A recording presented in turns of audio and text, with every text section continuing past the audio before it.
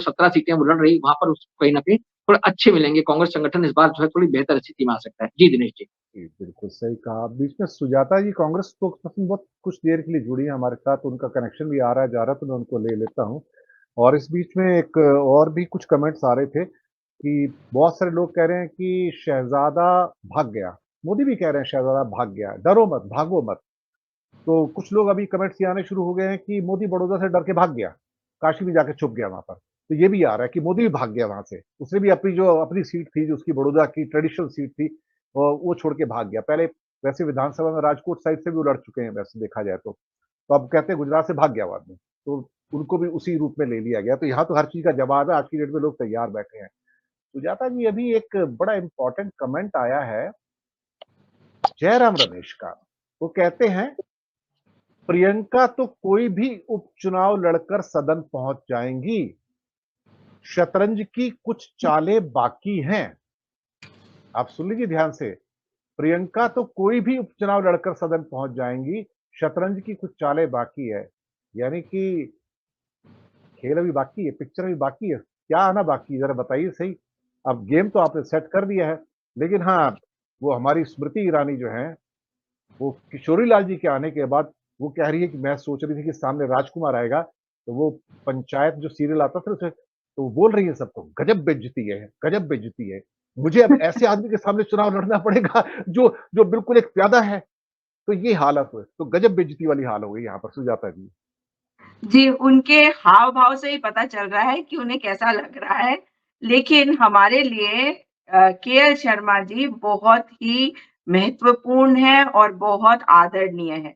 उन्होंने जो कांग्रेस पार्टी की सेवा इतने साल करी है और हम सब ने वो तस्वीरें उस समय से बचपन से देखी है मैं कहूँगी, जब वो राजीव गांधी जी के साथ दिखे, फिर सोनिया गांधी जी के साथ लगातार दिखते रहे हैं और आज भी उनकी तस्वीरें वहां पर हर बार दिखती हैं जब भी कोई बात अमेठी या रायबरेली की होती है।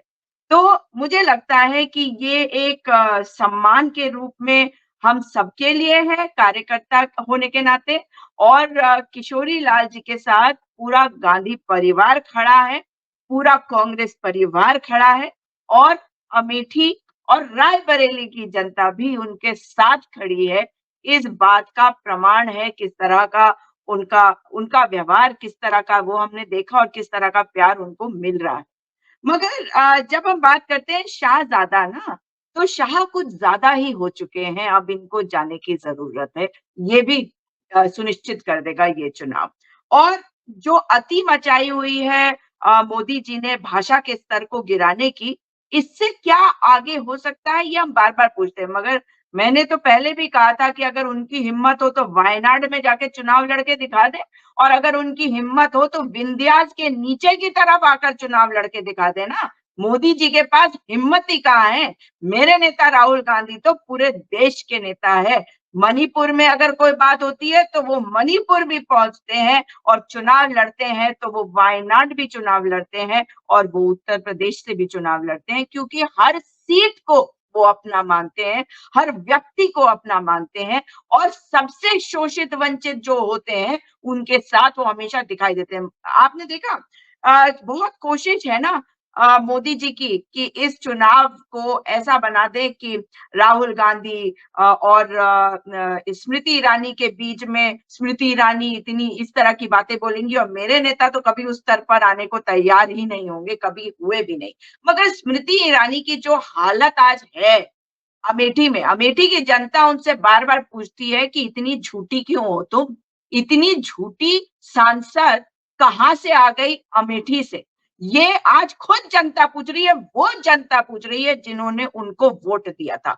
जब वो कहती हैं कि ऑर्डिनेंस फैक्ट्री वो लेके आई, तब ये भी सवाल उठता है कि इतना बड़ा झूठ फिर प्रधानमंत्री अमेठी में भी गए थे पिछली बार और उन्होंने भी इस बात को दोहराया था, जबकि उसके बाद राहुल गांधी जी ने बाकायदा ट्वीट किया था डायरेक्टली प्रधानमंत्री जी को और कहा था कि 2010 में ऑर्डिनेंस फैक्ट्री का उद्घाटन उन्होंने स्वयं किया, उसके शिलान्यास का खुद किया था।